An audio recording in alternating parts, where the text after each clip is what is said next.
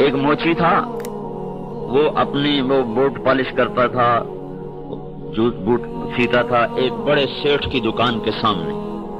کبھی اس کو پانی پینا ہوتا تو سیٹھ صاحب کی دکان میں چلا جاتا. تو پانی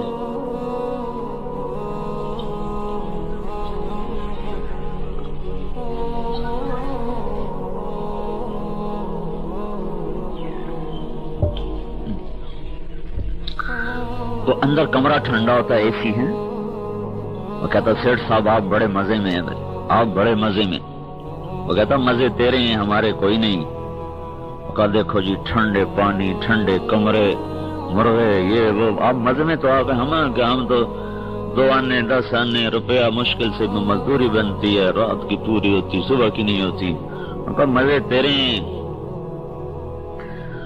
اس کو سمجھ میں نہ آئے. ایک دن اس نے وہ جو پانی پینے آیا تو انہوں نے کہا بھائی یار یہ تھوڑا ہدیہ لے لو. 500 روپے اس کو کٹھا دے دیا. اس نے تو 500 سارے مہینے میں نہیں دیکھنا تھا. تو اس کو دیکھ کے حیران پریشان جیب میں آ رکھا. اور آپ اب بیٹھے تو کام نہ ہو، 500 روپے اندر سے اچھلے. اب میں بوٹ کیوں پالش کروں، میرا تو پورے مہینے کا گزارا ہو گیا. غریب آدمی. تو تھوڑی دیر بیٹھا رہا، پھر نہیں گزارا ہوا تو اپنا بوریا بستر اٹھا اور گھر پہنچ گیا. بیوی نے کہا جلدی کیسے آ گئے؟ کہ بس آج طبیعت ذرا ٹھیک نہیں تھی. اب اس کو بھی نہیں بتا رہا کہ 500 روپے. غریب کو سوچو نا، غریب کو. تو اب بے چین کہاں رکھوں یہ پیسے، کہاں رکھوں؟ ایک گھڑے میں رکھے. اب اس کے پاس سیب تھے. تھوڑی دیر کے بعد خیال ہے گھڑے میں کسی نے ہاتھ ڈالا تو پھر کیا ہوگا. پھر اٹھا کے جیب میں ڈالی. پھر سوچ کہاں رکھوں؟ کہ فلاں صندوق میں رکھتا ہوں. اس میں رکھے تو پھر خیال آیا کسی نے کھول کے دیکھ لیا تو پھر کیا بنے گا. پھر اٹھا کے پھر جیب میں ڈال لیا. پھر بیٹھ کہاں رکھوں. میں شام ہو گئی. ان کا ایک پوٹلی میں رکھے. پوٹلی کوئی کھول کے دیکھ لی تو اس میں کسی نے اٹھا لیا تو پھر کیا بنے، پھر جیب میں ڈال لیے. اب 4 روپے پہ پڑا بھائی اللہ یہ پیسہ کہاں رکھوں. رات کو میں سو گیا، کسی چور نے آ کے میری جیب سے نکال لیا، پھر کیا بنے گا. کسی اور میں کہیں گر گیا تو پھر کیا بنے گا. ساری رات جاگتا رہا. وہ پیسہ اس کو سونے ہی نہ دے. صبح آنکھیں لال، اب جلدی سے صبح اٹھا، اپنی آ کے کھاری اٹھائی اور بچھائی. جب سیٹھ صاحب آئے تو کہنے لگا سیٹھ صاحب یہ اپنے پیسے واپس لے لو، میری تو ساری رات نیند ہی حرام ہو گئی. ان کا تیری صرف 500 پہ حرام ہو گئی، تو سو جا. ہمارے پاس جو ہے ہماری نیند کیسے حلال ہو سکتی ہے. تو قیمتی چیز تو آدمی کو ذرا پریشان کرتی ہے نا. تو اب یہ 10 روپے کی 5 روپے کی پین ہے ادھر پھینک دو. 1 کروڑ روپے کا جب قلم ہوگا تو وہ لکھنے والا کیسے احتیاط سے رکھے گا. چیز کی قیمت جب بڑھتی ہے تو اس چیز کی قدر بڑھ جاتی ہے. تو اللہ نے آپ کی کیا قیمت لگائی ہے کبھی سوچو تو صحیح. اللہ یوں کہہ رہا ہے کہ میں تمہاری جان اور مال کا خریدار ہوں. پہلے اپنی عزت دیکھو، اللہ تمہیں خریدنے آ رہا ہے. تو لاہور میں ہمارے دوست ہیں NM سٹور والے ہیں. تو وہ اس میں بڑے فخر سے بتایا کرتے ہیں کہ ہم سے نواز شریف صاحب خریداری کرنے خود آیا کرتے.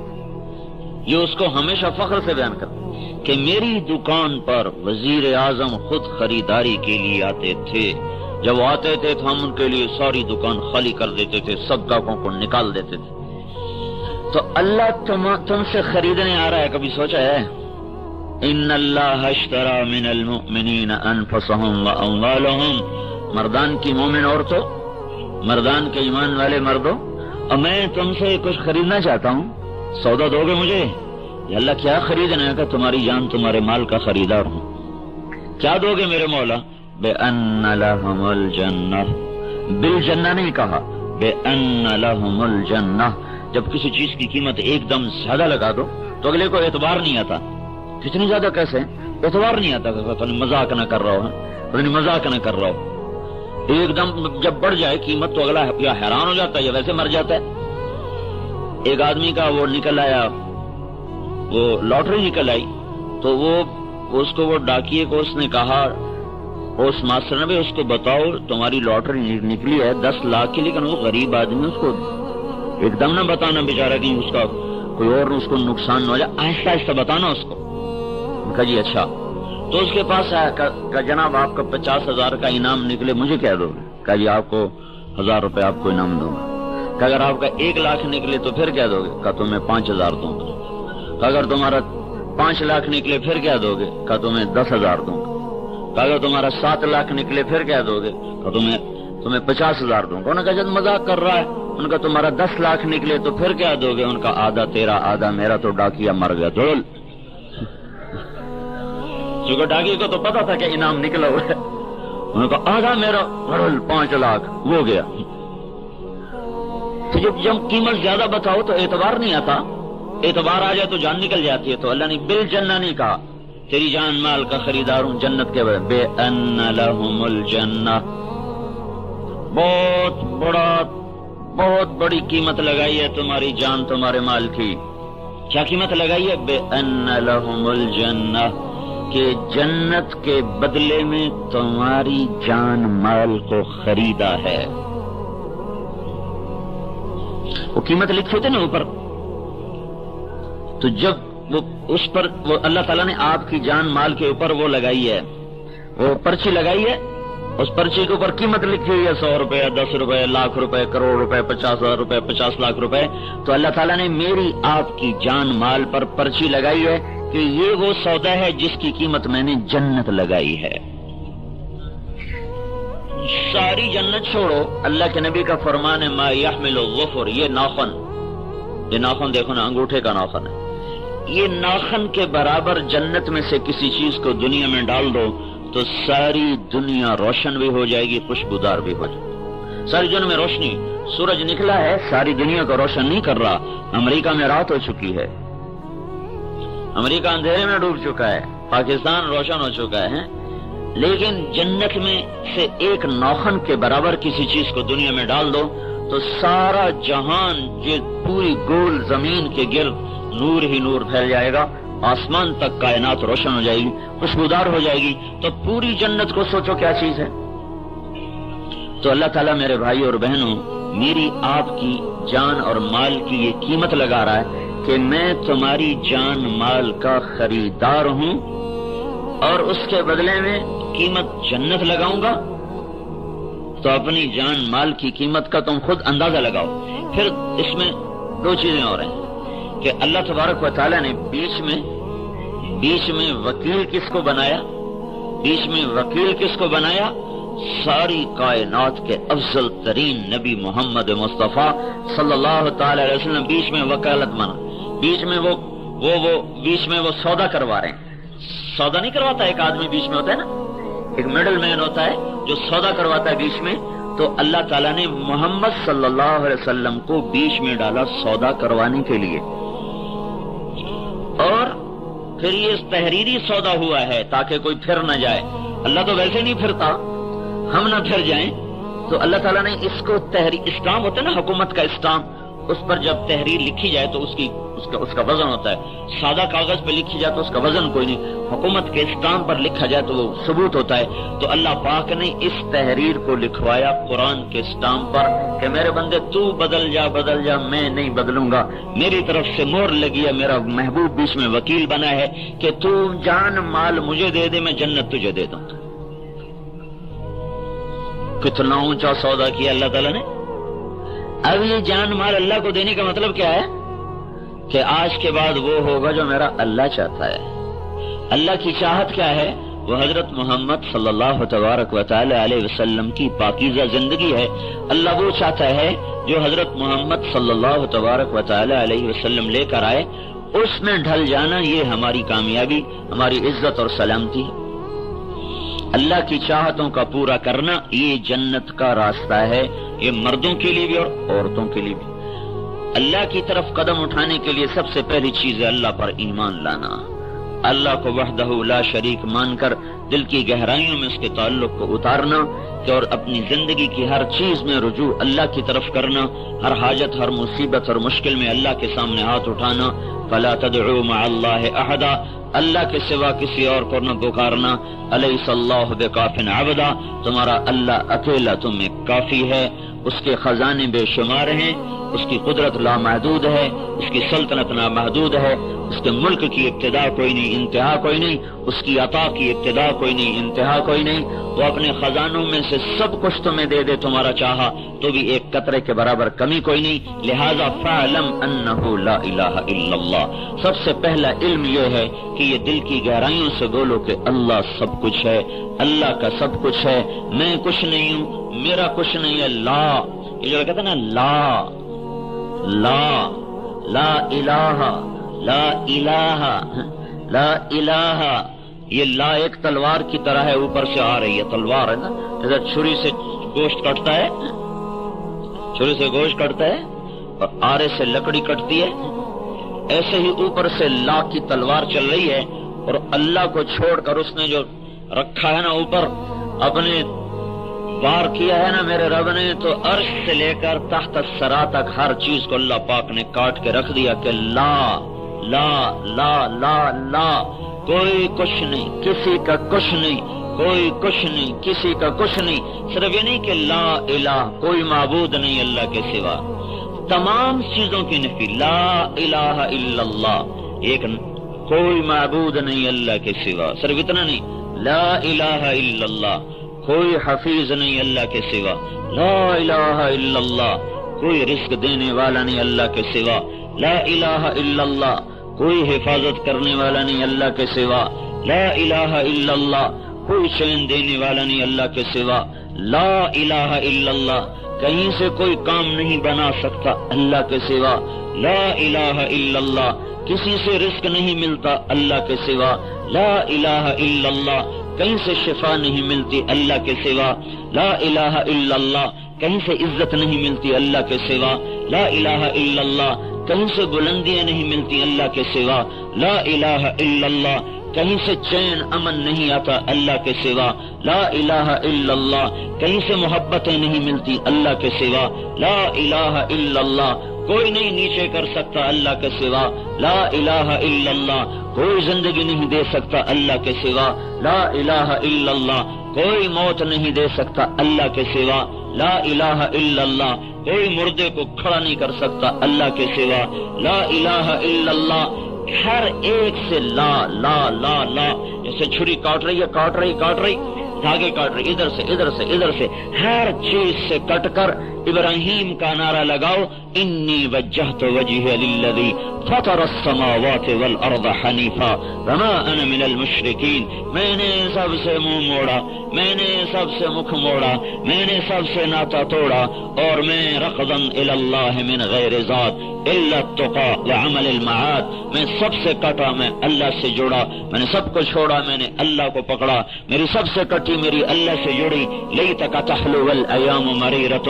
ولیتک ترضى والانام غضاب، سارا جہان کڑوا ہو جائے رب میٹھا رہے میرا کام بن گیا، سارا جہان ناراض ہو جائے میرا رب راضی ہو جائے کام بن گیا، ولیت الذی بینی وبینک عامر وبینی وبین العالمین خراب، سارا جہان میرا ساتھ چھوڑ جائے اور اللہ میرا ساتھی بن جائے، میرا کام کوئی نہ بگڑا، میرے سارے کام بن گئے، فإذا صح منك الود فالكل هيجن وكل الذي فوق التراب تراب، اگر میرے اور میرے اللہ کی محبت باقی ہے تو پھر سب کی جفا کی مجھے کوئی پرواہ نہیں، جفا ہو یا وفا ہو، غدر ہو یا وفا ہو، ہر چیز برابر ہے جب اللہ میرے ساتھ ہو گیا، جب اللہ میرے ساتھ ہو گیا، اللہ سے خریداری ہو رہی ہے۔ پہلی کیا بات ہے؟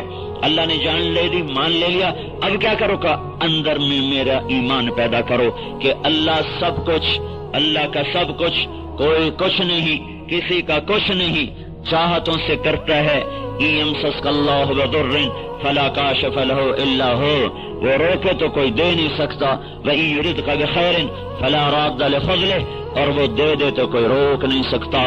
بھڑکتی آگ ہے، لپکتے شعلے ہیں، اڑتی ہوئی چنگاریاں ہیں، سارا بابل انتظار میں ہے، یہ گیا ابراہیم، یہ اس کو پھینکا گیا توپ کے ذریعے سے، اس زمانے کی دیسی توپ، اور یہ اس کے ہاتھ بھی بندھے ہوئے ہیں، پاؤں بھی بندھے ہوئے ہیں، ننگے بدن ہے، یہ جا رہا ہے جا رہا ہے جا رہا ہے جا رہا ہے، یہ آگ کے اوپر آیا، اب سب کی نظریں لگ چکی، ابھی جلا، اب اس کی ہائے نکلے گی، اب اس کی چیخ نکلے گی، اور یہ انگاروں پر گرنے سے پہلے پہلے اس کا جسم ابل جائے گا اور آبلے پڑ جائیں گے، اور پھر انگاروں پر گرتے ہی ایک دم گوشت کی بدبو پھیل جائے گی، ہڈیاں چٹک جائیں گی، گوشت راکھ بن جائے گا، ہڈیاں راکھ بن جائیں گی، پھر ہم نعرہ لگائیں گے کہ ہم سے بڑا کوئی نہیں ہے۔ اس انتظار میں مرد بھی دیکھ رہے، عورتیں بھی دیکھ رہی، بچے بھی دیکھ رہے، نمرود بھی تخت شاہی پر اپنے محل کی بالکونی میں کھڑا ہوا دیکھ رہا ہے کہ بس ہو گیا کام، ہو گیا کام، آگ جلاتی ہے، آگ جلاتی ہے، اور میرے رب نے کہا فرأيتم النار التي تورون أأنتم أنشأتم شجرتها أم نحن المنشئون نحن جعلناها تذكرة ومتاعا للمقوين فسبح باسم ربك العظيم۔ یہ آگ تمہاری پیدا کردہ ہے، یہ تمہارے رب کی پیدا کردہ ہے، آگ تم نے بنائی، تمہارے اللہ نے بنائی، آگ تیرے امر سے جلاتی، تیرے رب کے امر سے جلاتی ہے، چونکہ اللہ سامنے نہیں، جلنا سامنے ہے، اللہ سامنے نہیں، بھڑکنا سامنے ہے، اس کی قدرت آگ کے اندر کام کر رہی، جلاؤ جلاؤ جلاؤ، جو اپنی قدرت کو واپس لے گا وہ ٹھنڈی۔ اب سارے دیکھ رہے، وہ گیا وہ گیا وہ گیا وہ گیا، اب جلا، اب ایک دم آنکھیں پھٹ گئیں، ایک دم آنکھیں پھٹ گئیں اور سناٹا طاری ہو گیا، اور کیا دیکھ رہے ہیں کہ آگ ایک دم، آگ نے رنگت بدلی، وہ سرخ اور سیاہ سے سفید ہو گئی، تاکہ سارا جہان دیکھ لے کہ اللہ کون ہے، اللہ کیا ہے، اللہ کون ہے، اللہ کیا ہے، اللہ اللہ ہے۔ اللہ کی قسم ہم بڑے جاہل لوگ، ہم بڑے پڑھے لکھے لوگ ہیں جی، ہاں ہم نے دنیا پڑھی ہے لیکن ہم بڑے جاہل لوگ ہیں، ہم نے اللہ کو نہیں جانا، ہم نے اللہ کو نہیں جانا، اللہ کو نہیں جانا، اللہ کو نہیں پہچانا، ہائے ہائے اللہ کو نہیں پہچانا۔ علم باج کرے فقیری، کافر مرے دیوانہ ہو۔ ارے اللہ کی پہچان کے بغیر بھی کبھی کسی نے کوئی سفر طے کیا، کوئی منزل تک پہنچا؟ ایک دم آگ سفید ہو گئی، شفاف، اور ابراہیم علیہ السلام آگ میں گر نہیں رہے، الٹے نہیں جا رہے، سیدھے نہیں جا رہے، کلا بازیاں کھاتے نہیں جا رہے، بلکہ آگ نے یوں تھاما جیسے ماں بچے کو ہاتھوں پہ تھامتی ہے، اور جا کر آرام سے انگاروں پر بٹھا دیا۔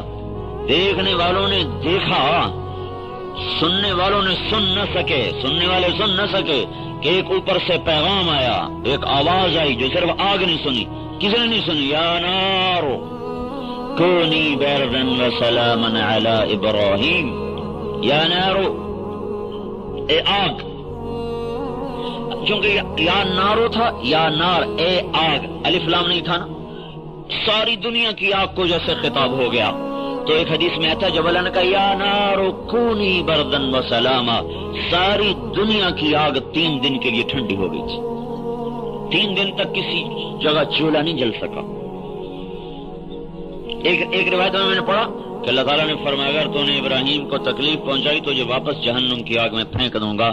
3 دن تک دنیا میں آگ نہ جل سکی، اور نار ابراہیم میں ابراہیم علیہ السلام 40 دن آرام سے بیٹھے ہوئے، ایک امر آیا کونی بردن، بردن کہنا تھا کہ ابراہیم کانپنے لگے، اتنی تیزی سے اس کی تعمیل ہوئی، وسلامن، سلامتی کا حکم آیا تو معتدل ہو گئی، اور ایک دم اوپر سے جبریل آئے، پر مارا پانی کا چشمہ، پر مارا انار کا درخت، اور جوڑا پہنایا، جنت سے جوڑا لا کے پہنایا۔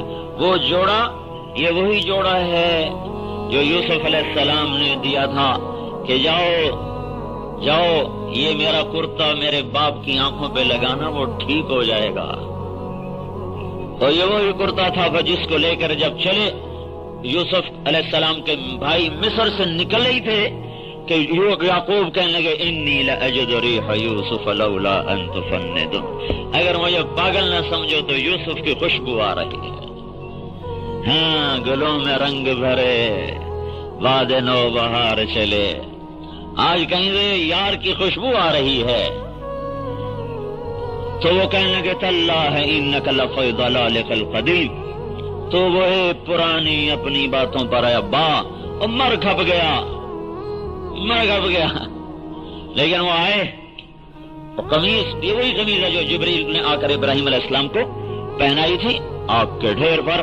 ساری دنیا کی کیمسٹری کا علم فیل ہو گیا، کیمسٹری، بایو کیمسٹری، کیمسٹری کا علم یہ کہتا ہے کہ آگ اور گوشت کے ملنے پر کیمیکل ریئیکشن ہو کر گوشت کو جلنا چاہیے، ہڈیوں کو جلنا چاہیے، میرا اللہ کہتا ہے نہیں جلنے دوں گا، جلا کے دکھاؤ، نہیں کرنے دوں گا، کر کے دکھاؤ، کر کے رہوں گا، روک کے دکھاؤ۔ فرعون کی چھری چل رہی ہے، فرعون موسیٰ کو ذبح کرو، موسیٰ کو ذبح کرو، موسیٰ کو ذبح کرو، اللہ نے کہا کر کے دکھاؤں گا، تیری گود میں بدبخت، تیری گود میں اے بدبخت اسے پال کے دکھاؤں گا۔ اور موسیٰ سے کہہ دیا اِنَّا رَادُّوهُ إِلَيْكَ وَجَاعِلُوهُ مِنَ الْمُرْسَلِينَ، غم نہ کرنا، واپس لاؤں گا، تیری گود میں بٹھاؤں گا تجھے، اس کو نبی بناؤں گا، تو دیکھ لے گی تیرا بیٹا نبی ہوگا۔ کرنے پر آ جائے روکے کون؟ روک لے تو کرے کون؟ بھائی اللہ کو منا لو، اللہ کو منا لو، اللہ سے ساتھ۔ پہلی بات ہے اللہ، دیکھو یہ بارش، ابھی میں وہاں تھا تو بارش ہو رہی تھی تو مجھے وہ حدیث یاد آئی کہ موسیٰ علیہ السلام نے اللہ تعالیٰ سے پوچھا یا اللہ تیرے ناراض ہونے کی نشانی کیا ہے؟ تو اللہ تعالیٰ نے فرمایا میرے ناراض ہونے کی پہلی نشانی یہ ہے کہ بارشیں بے وقت ہوتی ہیں، امطر علیہم ابان حصادہم، میں اس وقت بارش کرتا ہوں جب کھیتی کٹنے کو تیار ہو چکی ہوتی، وَأَمْنَعُ إِبَّانَ زَرْعِهِمْ، اور جب وہ کاشت کرتے ہیں تو اس وقت کھیتی پانی مانگتی ہے، کہ اس وقت نہیں کرتا ہوں جب تیار ہو جاتی بارش شروع کر دیتی۔ تو وہاں بارش ہو رہی تھی تو مجھے یہ حدیث یاد آ رہی تھی کہ اللہ نے فرمایا جب میں ناراض ہوتا ہوں تو امطر علیہم ابان حصادہم، لاؤڈ اسپیکر پہ اعلان نہیں کرے گا کہ مردان والوں میں غصے ہوں، ناراض ہوں، وہ یہ کرے گا جو اب کر رہا ہے۔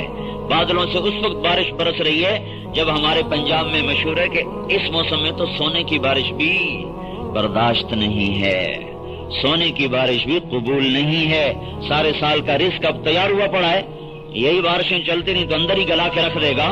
تو موسیٰ علیہ السلام سے فرمایا جب میں ناراض ہوتا ہوں بارشیں اس وقت کرتا ہوں جب کھیتی پک جاتی ہے، اور اس وقت روک لیتا ہوں جب ضرورت ہوتی ہے، اور میں پیسہ بخیلوں کو دیتا ہوں اور حکومت بے وقوفوں کو دیتا ہوں۔ جب میں ناراض ہوتا ہوں تو یہ کام کرتا ہوں۔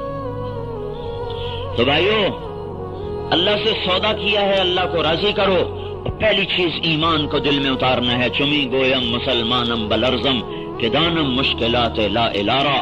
جب میں لا الہ الا اللہ کہتا ہوں تو میرا وجود کانپنے لگتا ہے، تو لوگ مجھ سے پوچھتے ہیں کیوں کانپتے ہو؟ تو میں کہتا ہوں تمہیں پتہ نہیں ہے جو میں کہہ رہا ہوں لا الہ الا اللہ، مجھے اس بول کا پتہ ہے، اس بول کا وزن میرے جسم میں لرزہ طاری کر دیتا ہے۔ یہ وہ بول ہے کہ ساتوں زمین آسمان ایک پلڑے میں ہو، صرف لا الہ الا اللہ ایک پرچے پر ایک پلڑے میں ہو۔ لا الہ الا اللہ کتنی پرچی پہ آ جائے گا؟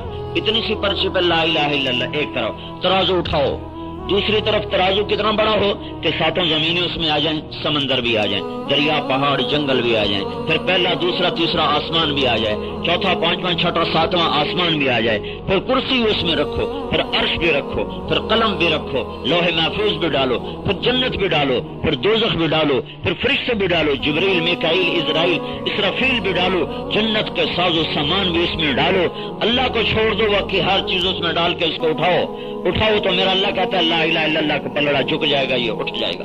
لرجحت بہن لا الہ الا اللہ، تو میرے آپ کے نبی پاک صلی اللہ علیہ وسلم فرماتے ہیں لرجحت بہن لا الہ الا اللہ، تو لا الہ الا اللہ وزنی ہو جائے گا، یہ ہوا میں اڑ جائے گا۔ جو مرد عورت لا الہ الا اللہ کو زبان سے اتار کر دل تک پہنچا دیں گے ان کی زندگی بدل جائے گی، ان کا سودا اللہ سے پکا ہو جائے۔ اس کو اخلاق نہیں کہتے، چاہے اس کا کعبہ اس کا یہ اس کا مسکے کا نام اخلاق نہیں ہے۔ اخلاق کیا ہے؟ توصل من قطعک، کیونکہ ہمارے نبی نے فرمایا ابو ہریرہ سے، ابو ہریرہ اپنے اخلاق ٹھیک کرو۔ کہ یا رسول اللہ اچھے اخلاق کیا ہوتے ہیں؟ تو آپ نے ارشاد فرمایا توصل من قطعک، جو تم سے توڑے اس سے جوڑو، وتعطی من حرمک، جو تیرا حق مار لے تم اس کا حق ادا کرو، وتعفو عن من ظلمک، جو تم پر زیادتی کرے اس کو معاف کر دو۔ اريد ان يكمل ایمانی، میں ایمان کامل بنانا چاہتا ہوں۔ کیسے ہوگا؟ کہ اخلاق اچھے کر۔ ہمارے اخلاق کون سے ہیں؟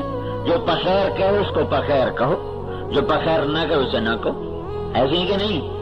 جو سب تڑے ماشا کرے اس کو تم بھی توڑا ماشا کرو، جو تمہیں توڑا ماشا نہ کرے تم بھی نہ کرو، اس کو تولے ماشے میں دھکا دے دو۔ جو تمہارا حال پوچھنا ہے اس کا حال پوچھو، جو نہ پوچھنا ہے نہ پوچھو۔ یہ اخلاق نہیں ہے، یہ کاروبار ہے، کاروبار، پالیسی ہے، پالیسی، معاملہ ہے، معاملہ، ڈیل ہے، ڈیل۔ جس نے سلام کیا ہم نے سلام کیا، جس نے نہیں کیا ہم نے کوئی نہیں کیا، جو نے پوچھنے ہم پوچھنے چلے گئے، جو نہیں آیا ہم نہیں گئے۔ اخلاق اس سے عالی درجہ بتایا جا رہا، فاصل من قطعک وتعطی من حرمک وتعفو عن من ظلمک، توڑنے والے سے جوڑو۔ سنو بتا دوں، 100 نفل پڑھنے آسان ہے، جو منہ موڑ کے گزر جائے اس کو سلام کرنا مشکل ہے۔ 1 سال پیدل سفر کروا لو، نفس سے کرے گا۔ جو حال پوچھنے نہیں آتا نا، اس کا حال پوچھنے 2 قدم نہیں جائے گا چل کے۔ ساری رات طواف کرنے کو تیار ہے، ساری رات طواف کرنے کو اس کا نفس تیار ہو جائے گا، لیکن جو اس کی بیماری پر اس کو پوچھنے نہیں آیا، اس کو پوچھنے کوئی نہیں جائے گا، ساتھ میں اس کا گھر ہے۔ 4 قدم پہ مرگ ہوگی، اس کے جنازے میں نہیں جا رہا، لیکن بندے کیوں نہیں جا رہا؟ کہا ہماری دفعہ کوئی نہیں آیا تھا، ہم نہیں جائیں گے۔ اور کراچی جا رہا ہے، وہ کہاں جا رہے ہو؟ جنازہ ہو گیا، بدبخت، وہ 4 قدم پر تو گیا نہیں تھا، کراچی کیوں جا رہا ہے؟ وہ آیا تھا، ہمیں جانا پڑے گا۔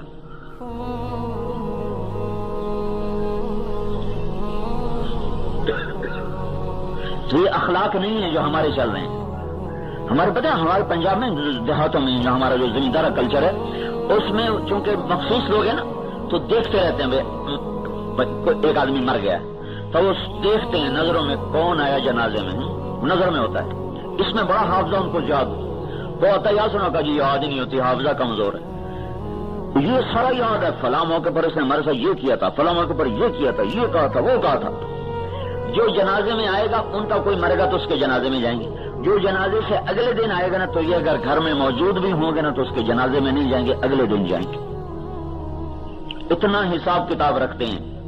ہمارے ہاں مثال ہے، قدموں کے قدم، قدموں کے قدم، جو آئے وہاں جاؤ، قدم کے قدم، جو قدم اٹھا کے آئے تم بھی قدم اٹھا کے جاؤ، جو نہ آئے نہ جاؤ۔ یہ اسلام کا اخلاق نہیں ہے،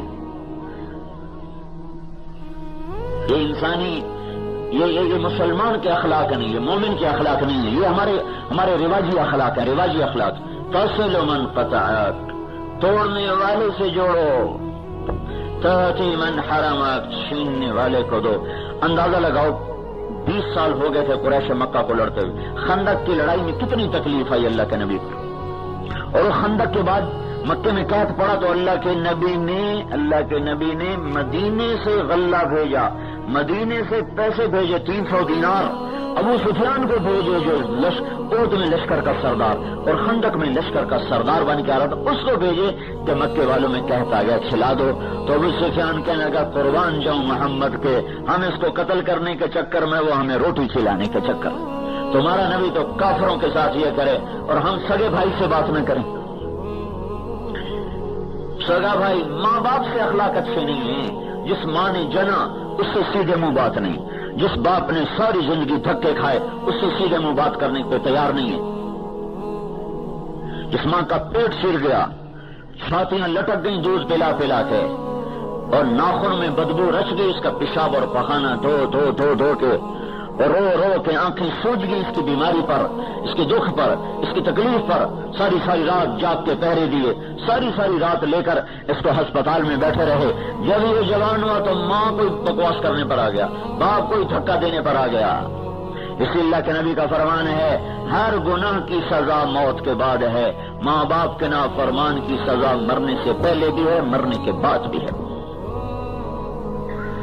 موت سے پہلے ماں باپ کا ناف، اگر دیکھو توبہ پر ہر شے معاف ہو جاتی، چاہے مر گئے ہوں پھر بھی توبہ کر لے، ان کے لیے ایصال ثواب شروع کر دے تو بھی اللہ معاف کرے گا۔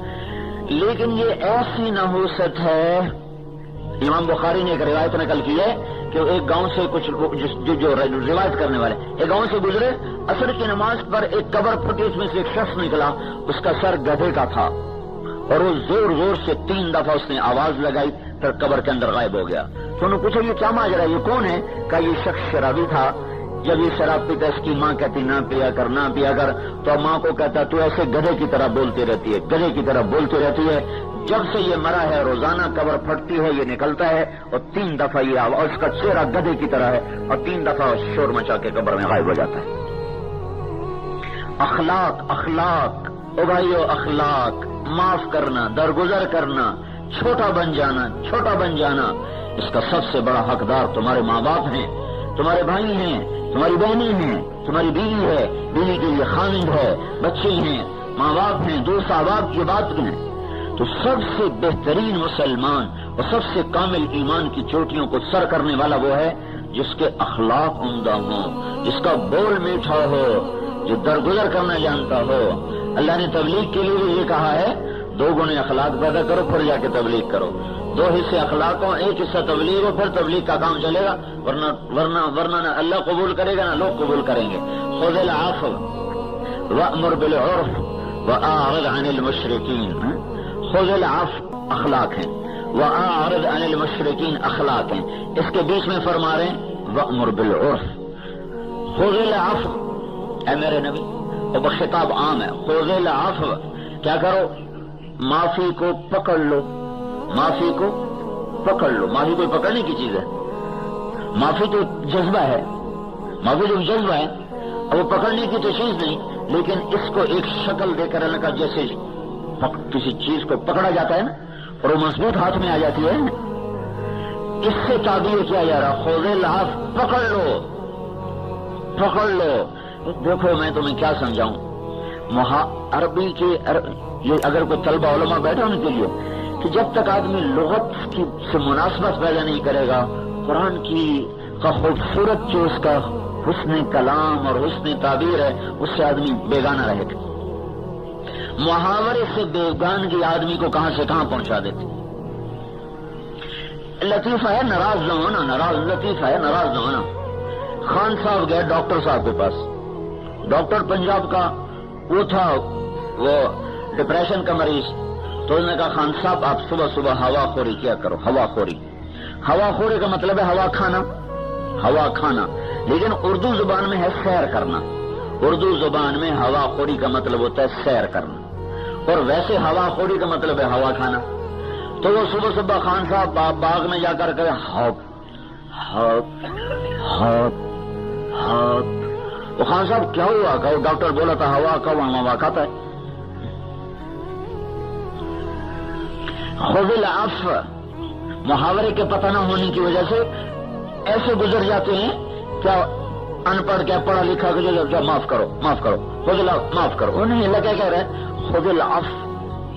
جو ایسے دیکھ رہے میں نے کیسے پکڑا سرانے کو، اس کا مطلب ہے خذ العفو. اب کوئی زور سے چھڑائے گا تو چھوٹے گا، ویسے نہیں چھوڑتا. خود معاف کرنے کو ایسے پکڑ لو. تو جتنا رشتہ بڑا ہو اتنا اس کو زیادہ مضبوطی سے پکڑو. ماں ہے، باپ ہے، بڑا بھائی ہے، چاچا ہے، ماموں ہے، دادی ہے، نانی ہے، نانا ہے، خامد ہے، بیوی ہے. جتنے رشتے قرب کے ہوں اتنا زیادہ اس کو مضبوطی سے پکڑو. پھر بیچ میں کہا وأمر بالعرف، تبلیغ کرو. پھر دوبارہ کہا وأعرض عن الجاہلین. اور جاہل سے مراد یہاں ان پڑھ نہیں، جاہل سے مراد ظالم ہے، زیادتی کرنے والا.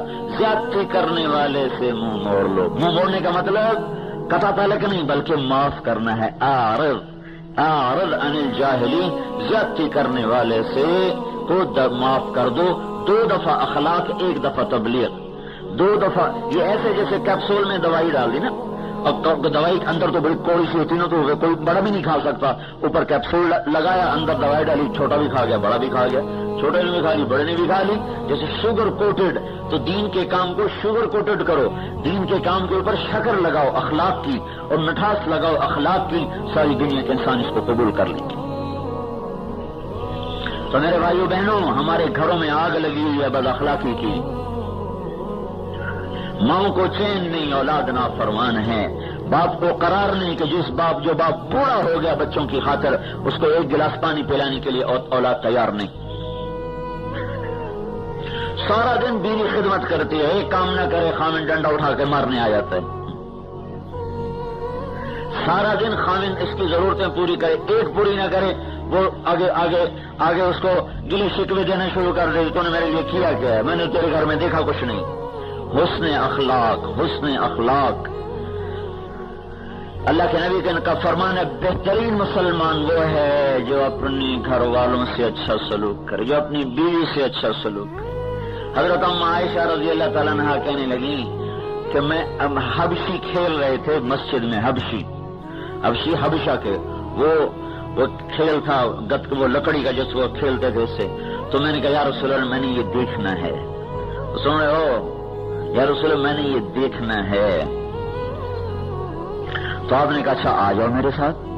تو آپ دروازے میں کھڑے ہو گئے، پردے آپ نے اپنے جسم کو پردہ بنا لیا، اور حضرت عائشہ رضی اللہ تعالیٰ عنہا آپ کے کندھے کے ساتھ لگ گئیں، اور ایسے کندھے پر تھوڑی رکھ کر اور تھوڑی سی اوٹ کر کے تو آپ نے دیکھنا شروع کیا. اور حضرت ام عائشہ فرماتی ہیں جب تک میں نہیں ہٹی اللہ کے نبی کھڑے مجھے دکھاتے رہے.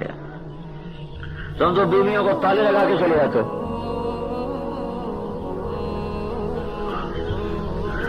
عائشہ جیسی خاتون اور رسول اللہ جیسا خامن جب تک خود نہیں ہٹی واپس نہیں ہٹے. ایک غزوے سے واپس آ رہے ہیں تو صحابہ سے فرمایا تم آگے چلے جاؤ. سارے صحابہ آگے نکل گئے. جب وہ نظروں سے دور ہو گئے، نظر نہیں آ رہے، تو آپ نے حضرت عائشہ سے فرمایا میرے ساتھ دوڑ لگاؤ گی؟ اور عائشہ نہیں کہہ رہی، اللہ کا نبی کہہ رہا عائشہ میرے ساتھ دوڑ لگاؤ گی؟ کہا لگاؤں گی. کبھی ہم نے جو دوڑ لگائی کہ میں حضور سے آگے نکل گئی. کہ میں ذرا پتلی تھی تو میں ایسی تیز نہیں کہ میں آگے نکل گئی. پھر کافی عرصہ گزر گیا تو ایک جہاد سے واپس آ رہے تھے تو آپ نے لشکر سے کہا سب آگے چلے جاؤ. وہ سارے آگے چلے گئے یہاں تک کہ نظروں سے دور ہو گئے. پھر آپ نے کہا عائشہ دوڑ لگاؤ گی؟ میں نے کہا لگاؤں گی.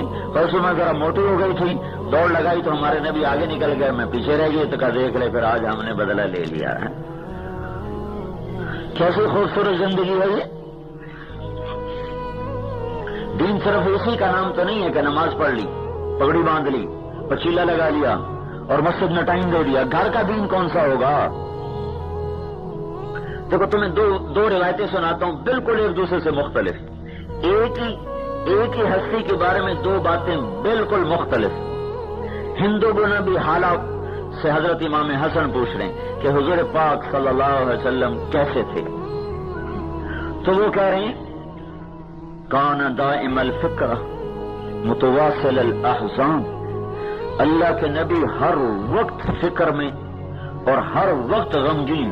یہ ہند بن ابی حالہ کی روایت، صحیح روایت کہ امام حسن پوچھ رہے ہیں کہ ماموں ہند بن ابی حالہ، ہند یہ حضرت خدیجہ کے بیٹے ہیں. ابو حالہ پہلے خامن، دوسرے خامن جو تھے حالہ اس کے بیٹے ہیں، اس لیے ان کو ماموں کہا کرتے تھے امام حسن حسین وغیرہ.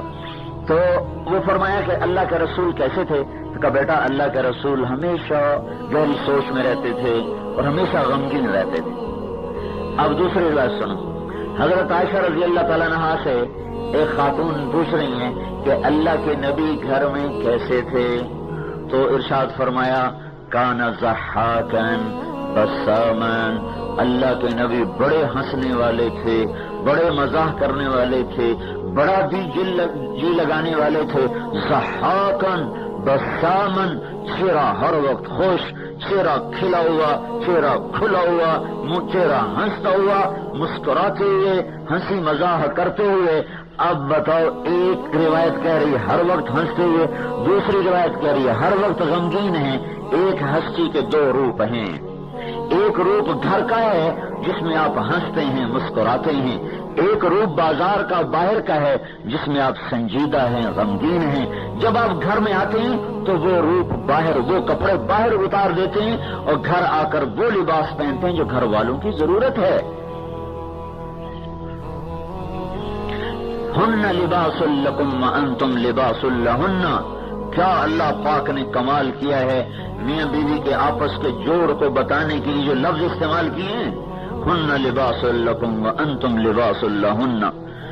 انتہا یعنی اس کو اچھی طرح تعبیر کرنے کے لیے اردو زبان میں زور لگانا پڑے گا، زور جو میرے پاس ہے نہیں. ہن لباس لکم وانتم لباس لہن. یہ تمہارا لباس ہیں، تم ان کا لباس ہو. عورت کا ذکر پہلے کیا، تمہارا ذکر بعد میں کیا. ہن لباس لکم، یہ تمہارا لباس ہے. لباس سے کیا ہوتا ہے؟ زینت پیدا ہوتی. لباس سے کیا ہوتا ہے؟ پردہ ہوتا ہے. لباس سے کیا ہوتا ہے؟ گرمی سردی سے بچاؤ ہوتا ہے. لباس سے کیا ہوتا ہے؟ انسان معاشرے میں بیٹھ سکتا ہے، مجلس میں بیٹھ سکتا ہے، اور پتہ نہیں اس میں کتنے اشارات چھپے ہوئے ہیں. لباس، لفظ لباس بتانا یہ تھا کہ آپس میں اس طرح پیار محبت سے رہو. اپنا کرتا کبھی پھاڑا؟ کبھی کوئی پاگل ہو جائے تو کرتا پھاڑتا ہے. اگر کرتے پر نشان پڑ جائے تو اگلے کو کہتا ہے یار دیکھو تو نے میرا کرتا ہی خراب کر دیا. بعض اوقات تو جلدی میں اٹھتے ہیں نا تو اپنے ہی ہاتھ سے نا یہ کرتا پھٹ جاتا ہے تو خود افسوس ہوتا ہے یار دیکھو کرتا ہی پھٹ گیا، کرتا ہی پھٹ گیا ہے. اپنے ہاتھوں سے کوئی اپنا لباس پھاڑتا ہے تو اللہ یوں کہہ رہا ہے تم کیسے پاگل ہو کہ اپنے کرتے کو تو حفاظت کرتے اور بیوی کے ساتھ بدتمیزی کرتے ہو. اور بیوی کو سمجھا رہا ہے کہ اپنی زیب و زینت کی تو حفاظت کرتی اور خامن کے ساتھ بدتمیزی کرتی ہے. ہن لباس لکم وانتم لباس لہن. بہترین مسلمان جو گھر والوں سے حسن سلوک کرے، جس کے گھر میں بیٹی پیدا ہو اور وہ برا نہ منائے تو آسمان سے ایک فرشتہ اترتا ہے اور وہ اس کے اوپر پر بچھا دیتا ہے، ماں پر بھی بیٹی پر بھی، اور یوں کہتا ہے تو بھی کمزور تیری ماں بھی کمزور، جو تم دونوں پہ خرچ کرے گا اللہ اس کا ساتھی بن جائے.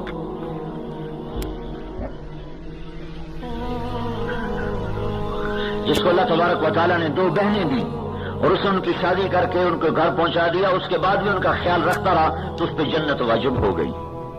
جس کو اللہ نے 2 بیٹیاں دی اور ان کی شادی کر کے ان کو رخصت کیا، ان کا پورا خیال رکھا، مر گیا، اس پر جنت واجب ہو گئی. جس کو اللہ نے 1 بیٹی کی اس کی شادی کر دی، اس کو پروان چڑھایا، پرورش کی، شادی کی، اس کو گھر پہنچایا، آپ نے وہ اور میں جنت میں یوں اکٹھے ہو گئے. جس کی بیٹی اجڑ کر باپ کے گھر میں واپس آ گئی تو اس پہ اگر باپ خرچ کرتا ہے تو دنیا کا سب سے افضل ترین صدقہ وہ ہے جو باپ اس بیٹی پر خرچ کرتا ہے. ہر نوعیت میں اللہ تعالیٰ نے عورت کو کس طرح اجاگر کیا ہے. تو بہترین مسلمان وہ بتائے جو اپنے گھر والوں سے اچھا سلوک، جو ان کی کمی پر کو برداشت کرے. عربوں میں دستور تھا عورتوں کو مارتے تھے، پھر ایسا خوار کرتے تھے اور 10 شادیاں، 20 شادیاں، جب چاہا طلاق دے دی، طلاق کے بعد پھر چاہا واپس کر لیا اور طلاق دے کے بیچ میں کھڑا کر دیا. بالکل خوار کا. تو اسلام نے آ کر حدود 3 طلاق کے بعد اگر دوبارہ قدم اٹھایا تو تیرا پر عورت حرام ہو چکی ہے. یہ عورت کی عزت نفس ہے، یہ عورت کی عزت نفس ہے کہ تو 3 دفعہ اس کو کہہ چکا ہے اب یہ تیرے قریب نہیں آ سکتی. جاؤ اپنی اس غلطی پر خود بیٹھ کے اگر آنسو بہاؤ. اللہ نے حق دیا. پھر چونکہ اسلام معاشرت تو آہستہ آہستہ معاشرت تو مدینے میں جا کے بنی ہے تو پھر عورتیں آ کر شکایت کی یا رسول اللہ ہمیں مارتے ہیں ہمارے خامن. پھر آپ نے ایک دفعہ سب کو سخت ڈانٹا اس بات پر کہ تمہیں کیا ہو گیا، تم ایسی بدتمیزی کرتے ہو کہ ان کو مارنے لگ جاتے جو تمہارے لیے سب کچھ اپنا قربان کر کے رکھ دیتی. پھر قرآن نے عورت کی وراثت پہلے بیان کی، مرد کی بعد میں بیان کی. تو وراثت کا کھا جانا تو ہلاکت و بربادی ہے. ہمارے یہاں بھی ایسا ہوتا ہے کہ ساری جائیداد نا بیٹوں کے نام لگا دیتے، شروع سے بیٹوں کے نام لگا دیتے تاکہ موت پر بیٹیوں کو جھگڑا ہی کوئی نہ ہو. جو لوگ یہ کر رہے ہیں میں نے ان کو بڑا خوار ہوتے دیکھا ہے. میں تمہیں کیا بتاؤں، ہمارے علاقے کا بڑا زمیندار 500-600 ایکڑ کا مالک، اور اس نے 1945-46 میں جو گھر بنایا تھا اس پر 1 لاکھ روپیہ لگایا تھا. اس وقت 1 لاکھ روپے اس نے ساری جائیداد بیٹوں کے نام کر دی، بیٹیوں کو نہیں دیا. جب بیٹے بڑے ہو گئے تو انہوں نے باپ کو گھر سے نکال دیا. پھر باپ نے کہاں زندگی گزاری، اس گھوڑوں کا بڑا شوقین تھا. وہ گھوڑوں کا استبل صاف کروا کے زندگی کے 15 سال استبل میں گزارے. ٹھیک ٹھاک کر کے تھوڑی سی گزاری کی زمین اپنے لیے اس نے رکھی ہوئی تھی، استبل میں زندگی گزاری. استبل میں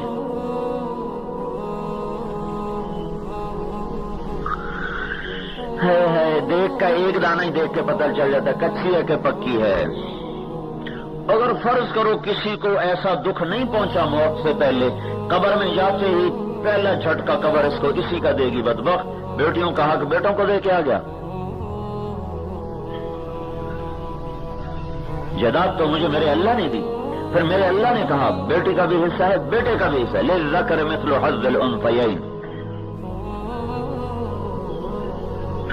تو کتنا ظلم و ستم ہو رہا ہے کہ سارے سرحد میں کوئی نہیں ہے جو بیٹیوں کو حصہ دے اور اس کی دعوت دے, اس کی بات چلائے.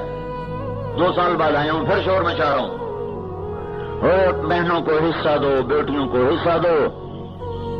پورے دین پر چلنے کا نام شریعت ہے, پورے دین پر چلنے کا نام اسلام ہے, پورے دین پر چلنے کا نام تبلیغ ہے. اگر گھر میں حسن سلوک نہیں ہے تو یہ در در پھر کے کیا سیکھ کے آیا ہے؟ اگر ماں باپ کا احترام اور عزت نہیں ہے تو اس نے مسجد میں بیٹھ کے کیا سیکھا ہے؟ اگر اس کی دکان کا ترازو صحیح نہیں ہے تو اس نے اللہ سے ہونے کا کیا سیکھا ہے؟ من غش فلیس منا, من غش فلیس منا, جس نے دھوکہ دیا میری امت سے خارج ہو گیا. کتنی سخت بات ہے.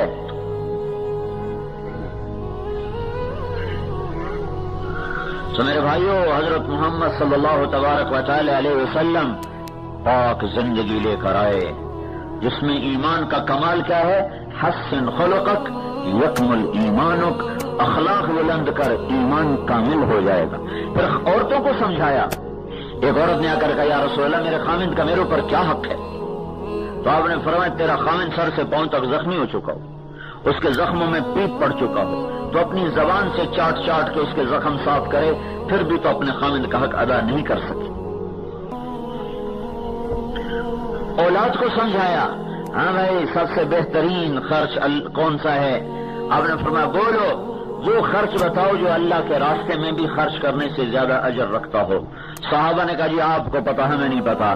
تو اللہ کے راستے میں خرچ کرو نا تو 1 روپے پر 7 لاکھ روپے کا اجر ملتا ہے. 1 پر 7 لاکھ. تو اللہ کے نبی نے فرمایا بیٹا جب اپنے ماں باپ پہ خرچ کرتا ہے تو اس کو اس سے بھی زیادہ اجر ملتا ہے. بیٹا جب ماں باپ پہ خرچ کرتا. ہمارے ماں باپ تو مر گئے ہیں, تمہاری زندہ ہیں تو یہ قدر کر لو.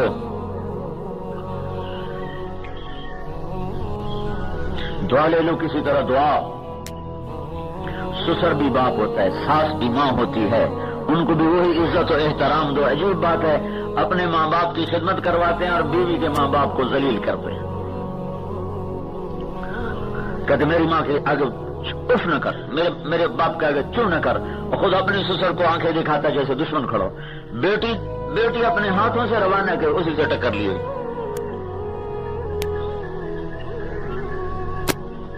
حالانکہ اللہ تعالیٰ نے ذمے کوئی نہیں کرے تو اس کا احسان ہے گا. یہ میری ماں کی خدمت اس کے ذمے کوئی نہیں کرے تو اس کا احسان ہے, نہ کرے تو اس پہ واجب کوئی نہیں ہے. میرے ذمے ہے, میں دکان سے وقت نکالوں, میں اپنے دفتر سے, گھر سے, مسجد سے وقت نکالوں. اپنے ماں باپ کو وقت نہ دینا یہ کیسی عجیب بات ہے. کجبہ تبلیغ کام اتنی مصروفیت ہوگی کہ ماں باپ کے لیے بھی وقت کوئی نہیں بچا. دکان میں اتنی مصروفیت ہوگی کہ ماں باپ کے لیے وقت کوئی نہیں بچا. ہسپتال میں اتنی مصروفیت ہے کہ ماں باپ کے لیے وقت کوئی نہیں. بند کرو اس کو. موسیٰ علیہ السلام نے پوچھا یا اللہ میرا جرا ساتھی کون ہے؟ اللہ نے کہا فلاں کا جنت کا ساتھی.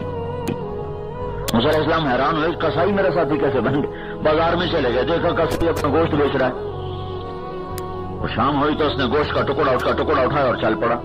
موسیٰ علیہ السلام کہنے لگے تیرے ساتھ آ جاؤں, کہنے لگا آ جاؤ. اس کو نہیں پتا یہ موسیٰ ہے. گھر گیا, وہ گوشت کا ٹکڑا اس نے صاف کیا, پکایا, پھر آٹا گوندا, روٹی پکائی. پھر بیوی موجود ہے, کام سارے خود کر رہا ہے. آٹا گوندا, روٹی پکائی, سالن پکایا. پھر بوڑھی عورت بیٹھی جس کو کندھا دے کے بٹھایا, پھر نوالے بنا کے اسے کھلایا, پھر اس کا منہ صاف کیا, دعا دی. وہ اس کو لٹا دیا. تو موسیٰ علیہ السلام نے پوچھا یہ کون ہے؟ تو اس نے کہا کہ یہ میری ماں ہے, میں صبح خود اس کی ساری خدمت کر کے جاتا ہوں اور شام کو آ کر خود اس کی خدمت کرتا ہوں. بیوی کو نہیں کہا کہ تو روٹی کھلا, تو سالن کھلا, خود آ کے کرتا ہوں اس کی خدمت ساری, پھر اب جا کے اپنے بچوں کا کام دیکھوں گا. تو موسیٰ علیہ السلام کیا کہہ رہی تھی؟ کچھ کہہ رہی تھی جب تو اس کو لٹا رہا تھا. وہ کہنے لگا یہ باجی ماں جو ہوئی, ماں جو ہوئی ہے, ماں جو ہوئی پاگل. جب اس کی خدمت کرتا ہوں تو مجھے دیتی اللہ تجھے موسیٰ کا جنت میں ساتھی بناتا. میں کہاں اور موسیٰ کہاں ہے, میں کہاں اور موسیٰ کہاں. بھائیو مجھ سے تو یہ چھین گئی ہے دولت, تم میں سے کسی کے پاس ہے تو ضائع نہ کرنا.